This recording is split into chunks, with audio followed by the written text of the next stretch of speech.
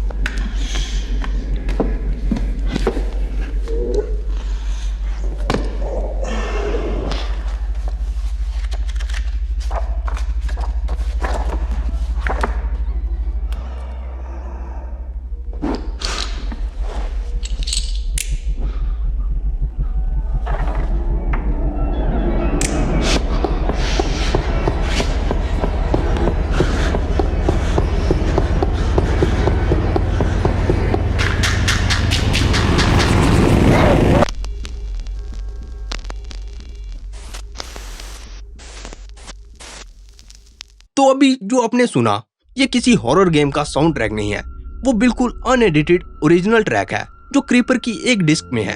और अगर ये कोई क्लू है तो ध्यान देने वाली बात ये है कि डिस्क 11 टूटी है, यानी ये पूरा मैसेज भी नहीं है। ये हिंट इतनी अजीब है कि मैंने उसके और गेम की एंडिंग पोंग के असली मतलब को एक्सप्लेन करने के लिए एक अलग वीडियो सोची है। और अगर आप सभी भी माइनक्राफ्ट की स्टोरी हंट पर निकले हो और मेरी अगली वीडियो को मिस नहीं करना चाहते, तो अभी अपनी पिकैक्स को उठाकर इस लाल बटन को गन पाउडर की तरह ग्रे करना मत भूलना। तो जो मैंने अभी तक आपको बताया वो क्रीपर की स्टोरी का बस एक पार्ट है, क्योंकि इससे पहले हम ये जानें कि क्रीपर के पास वो डिस्क क्यों है, हमें पहले ये जानना होगा कि आखिर ये असल में है क्या। क्यों ये कैट से डरते हैं पर हमें देखते ही ये गुस्से में फटने लगते हैं, और इनमें ऐसा क्या है जिसके कारण आयरन गोलम इन्हें कोई दुश्मन नहीं समझता। और एक आखिरी सवाल, क्या क्रीपर का माइनक्राफ्ट की दुनिया में होना कोई गलती है या फिर वो यहाँ किसी कारण से है? तो इन सभी सवालों के जवाब ढूंढने के लिए हमें एक बार फिर माइनक्राफ्ट की टाइमलाइन में पीछे जाना होगा, पर इस बार हम अपनी माइनक्राफ्ट की ओरिजिन स्टोरी में डिस्क C11 की नॉलेज के साथ जाने वाले हैं। तो क्रीपर की कहानी शुरू होती है आज से कई साल पहले, जब माइनक्राफ्ट की दुनिया में कभी स्टीव और एलेक्स की तरह पूरी एंशिएंट सिविलाइजेशन रहती थी, और अपनी नॉलेज से वो माइनक्राफ्ट की दुनिया में अद्भुत चीजें बना रहे थे। और उनकी उस दुनिया में चीजें तब तक तो ठीक थी जब तक वो नेचर के खिलाफ नहीं जा रहे थे, पर जैसे ही उन्होंने नेदर का रास्ता खोला, उन्होंने न सिर्फ अपनी दुनिया में खौफनाक मॉन्स्टर्स का रास्ता खोल दिया था, बल्कि उनकी उस एडवांस सोसाइटी में भी एक दरार सी आ गई थी, जिसके कारण एक तरफ थे मेहनती बिल्डर्स जो सब कुछ नॉर्मल करना चाहते थे, पर दूसरी तरफ थे चालाक एन्चेंटर्स जो उस नई दुनिया के बारे में और भी जानना चाहते थे। पर जहां बाकी सब आपस में ही लड़ रहे थे, कोई था जिसे समझ आ गया था कि उनकी दुनिया पर उससे भी बड़ा खतरा था, जो धीरे धीरे उनकी उस सोसाइटी को खत्म कर रहा था। और वो जो भी था वो बिल्डर्स और एन्चेंटर्स की तरह चीजों को गलत या सही की नजर से नहीं देखता था, बल्कि वो चीजों को साइंस की आंखों से देखता था और अपनी साइंस की नॉलेज से वो सबकी मदद करना चाहता था। पर उसके काम करने का तरीका अक्सर उस समय में गलत माना जाता था, लेकिन वो एक असली साइंटिस्ट था और चीजों से एक्सपेरिमेंट करने से नहीं डरता था। और अपने इसी नेचर के कारण वो कुछ सबसे पहले विलेजर्स में से था जिसने एंडरमैन के असली मैसेज को समझा था। और एंडरमैन के मैसेज को समझने के बाद वो वहीं नहीं रुकने वाला था, क्योंकि वो जानना चाहता था कि क्या वो सब ज़ॉम्बीज और स्केलेटन उनके नेदर में जाने के कारण जीवित हुए थे या उसके पीछे एन्चेंटर्स का कोई डार्क मैजिक था। इसलिए उन सवालों के जवाब और उसके एंटीडोट को ढूंढने के लिए वो माइनक्राफ्ट की गहरी गुफाओं में नए नए रिसोर्स की खोज करने लगा और अपने एक्सप्लोरेशन में उसे जो भी मिलता वो किसी साइंटिस्ट की तरह उसे रिकॉर्ड कर लेता, ताकि अगर उसे कुछ भी हो जाए तो उसके बाद भी उसकी रिसर्च कोई कंप्लीट कर सके। और अपनी इसी रिसर्च में उसने रेडस्टोन जैसी कमाल की चीजों को डिस्कवर किया था। और किसी समय अपने एक्सप्लोरेशन में उस एंशिएंट विलेजर ने पाया कि सच में एक तरीका था जिससे वो सब ठीक किया जा सकता था। पर जब तक उसने ये पता लगाया तब तक एन्चेंटर्स ने एक और बड़ी गलती कर दी थी और विदर को स्पॉन कर दिया था। और जब उस एक्सप्लोरर को इसके बारे में पता चला और उसने अपने सामने अपनी सिविलाइजेशन की नॉलेज को तबाह होते हुए देखा तो उसे बुरा लगा। वो सभी एंशिएंट बिल्डर्स पर गुस्सा था, क्योंकि उन्होंने अपनी गलती के कारण पूरी दुनिया को खतरे में डाल दिया था। पर उसने जो इतनी मेहनत की थी वो इतनी आसानी से उसे ऐसे ही समय की ताकत के आगे नहीं बुला देना चाहता था। इसलिए वो अपनी नॉलेज के साथ वहाँ से बहुत दूर चला गया, जहाँ वो सब कुछ एक नई तरीके से शुरू कर सके। पर एक लंबे समय तक उन मॉन्स्टर से अकेले किसी तरीके से बचने के बाद वो जानता था कि वो हमेशा के लिए ऐसे नहीं भाग सकता। इसलिए उसने अपनी सारी नॉलेज को म्यूजिक डिस्क में रिकॉर्ड करना शुरू कर दिया और वो उन्हें कहीं ऐसी जगह में छिपाना चाहता था जहाँ विदर भी उसे तबाह ना कर सके। पर वो ये खुद नहीं कर सकता था, उसे ऐसा करने के लिए एन्चेंटिंग की जरूरत थी और किसी आम विलेजर के लिए ये शायद मुमकिन नहीं होता। पर वो एंशिएंट एक्सप्लोरर समय के साथ रेडस्टोन का एक्सपर्ट बन गया था और अपनी नॉलेज से उसने नेचर में मिलने वाली खास पत्तों से एक पिग की तरह दिखने वाला क्रीचर बनाया, जिनके अंदर उसने अपनी सारी डिस्क की नॉलेज छिपा दी और वो नॉलेज किसी एंशिएंट बिल्डर या एन्चेंटर के हाथ में ना चले जाए। इसलिए उस एक्सप्लोरर ने उस चीज में एक बड़ा सा TNT भी छिपा दिया था और अपनी रेडस्टोन की नॉलेज से उसने एक खास रेडस्टोन सिस्टम बनाया, जिससे जब भी वो चीज किसी भी एंशिएंट समय के बिल्डर या उनकी तरह चीजें बनाने वाली चीज को देखे तो वो उसी समय एक्टिवेट होकर फट जाए। और उस चीज को जीवित करने के लिए उस एक्सप्लोरर ने खास लाइटनिंग एन्चेंटिंग का यूज किया। पर उसे नहीं पता था कि उसने एन्चेंटिंग करते समय एक गलती कर दी थी, क्योंकि जैसे ही वो चीज जीवित हुई वो उस एक्सप्लोरर को अपना मास्टर समझ रहे थे। पर एक्सप्लोरर के बनाए गए सिस्टम के कारण जैसे ही वो उसके पास आए वो सभी फट गए। पर कहानी यहीं खत्म नहीं हुई, क्योंकि उन चीज पर की गई खास एन्चेंटिंग के कारण जैसे ही वो चीज फटी, उनके फटे हुए पीस से वो फिर से कुछ समय के बाद स्पॉन हो गई, जिसके कारण भले ही उनका मास्टर अब वहाँ नहीं था पर वो हमेशा के लिए वहाँ रहने वाले थे। और इस तरह माइनक्राफ्ट की दुनिया में क्रीपर का जन्म हुआ।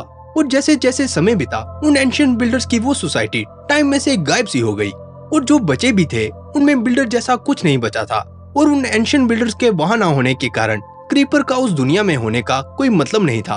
और उन नई जनरेशन की विलेजर्स के लिए क्रीपर विदर की ही तरह एक रहस्यमय मॉन्स्टर बन गया था, जिसकी बातें वो कहानियों की तरह करते थे। और उसके बाद समय बीता गया, पर इस नए टाइम में भी कोई था जिसे हमारे एंशिएंट एक्सप्लोरर की ही तरह चीजों से एक्सपेरिमेंट करना पसंद था, और वो था विच जो पुराने समय की हिस्ट्री को रिकवर कर रही थी। उसे क्रीपर का ये व्यवहार थोड़ा अजीब लगा, क्योंकि वो भी चीजों को बना रही थी। इसलिए बिना किसी खतरे के अपने एक्सपेरिमेंट करने के लिए उसने क्रीपर पर की गई एन्चेंटिंग को मेंड करते हुए उन्हें कैट्स को किसी तरह का खतरे की तरह दिखाने लगी, जिसके कारण क्रीपर कैट से डरने लगे। और उन क्रीपर्स को अपने घर से दूर रखने के लिए विच अपने पास वो कैट रखती थी। और एक बार क्रीपर को अपने घर से दूर रखने के बाद विच का प्लान था कि वो विलेजर से क्रीपर की मदद से बदला लेगी। पर उसका ये प्लान काम नहीं किया, क्योंकि वो क्रीपर के ऊपर से एंशिएंट एक्सप्लोरर की एन्चेंटिंग को नहीं हटा पाई, जिसके कारण क्रीपर विलेजर्स को बिल्डर की तरह नहीं समझते। और उसी तरह आयरन गोलम क्रीपर को नेचर का पार्ट मानता है और उसे कोई विलेजर्स का दुश्मन नहीं समझता। पर जब कई साल बाद एंशिएंट विलेजर के वंश स्टीव और एलेक्स एक बार फिर वापस लौटते हैं, क्रीपर पर डाला गया कर्स एक बार फिर से एक्टिवेट हो जाता है और वो हमें देखते ही फटने को चल पड़ते हैं। पर उस एंशिएंट एक्सप्लोरर ने अपनी सारी नॉलेज उस क्रीपर में किसी कारण से डाली थी, क्योंकि उसे उम्मीद थी कि किसी दिन कोई उस दुनिया को पहले की तरह खुशहाल बना सकता है। इसलिए उसने शायद क्रीपर में किसी टारगेट ब्लॉक की तरह कोई खास सिग्नल एन्चेंट किया हो, ताकि किसी दिन कोई स्केलेटन उस क्रीपर को मारे और उसकी खोई डिस्क को कोई ऐसा ढूंढ सके जो इस माइनक्राफ्ट की दुनिया में पहले से भी अच्छी सिविलाइजेशन को बना सके। और क्योंकि उस एक्सप्लोरर ने क्रीपर्स को जीवित करने के लिए लाइटनिंग का इस्तेमाल किया था, इसके कारण जब भी उस पे दूसरी बार लाइटनिंग गिरती है या उस पर कोई लाइटनिंग फेंकता है तो उसकी अंदर की एनर्जी और भी ज्यादा चार्ज हो जाती है और वो एक चार्ज्ड क्रीपर में बदल जाता है। तो ये थी स्टोरी क्रीपर की। उम्मीद है आपको ये कहानी पसंद आई होगी दोस्तों। अगर आपको ये कहानी पसंद आई है तो इस वीडियो पर लाइक छोड़ना मत भूलिएगा और साथ में जाने से पहले कमेंट्स में जरूर बताइएगा कि आपको ये स्टोरी कैसी लगी। और मुझे मालूम है कि आपके मन में अभी भी बहुत से सवाल हैं, जैसे कि विच विलेजर से अलग क्यों रहती है, विलेजर और इलेजर्स क्यों लड़ते हैं, स्केलेटन और क्रीपर्स का क्या रिलेशन है, और इस जैसे बहुत से सवाल। इनके जवाब मैं आने वाली वीडियोस में जरूर दूंगा, पर आप जाने से पहले कमेंट्स में मुझे जरूर बता सकते हो कि आप अगली स्टोरी किसकी देखना चाहोगे, माइनक्राफ्ट से स्केलेटन की स्टोरी, वार्डन की स्टोरी, या फिर आप अगली वीडियो में ये जानना चाहते हो माइनक्राफ्ट की एंडिंग बॉम्ब का असली मतलब क्या है, या फिर क्लैश ऑफ क्लैंस से रॉक किंग की स्टोरी। तो आज की वीडियो में बस इतना ही दोस्तों। देखने के लिए शुक्रिया। फिर मिलते हैं एक और मजेदार वीडियो के साथ। देखने के लिए शुक्रिया। फिर मिलते हैं।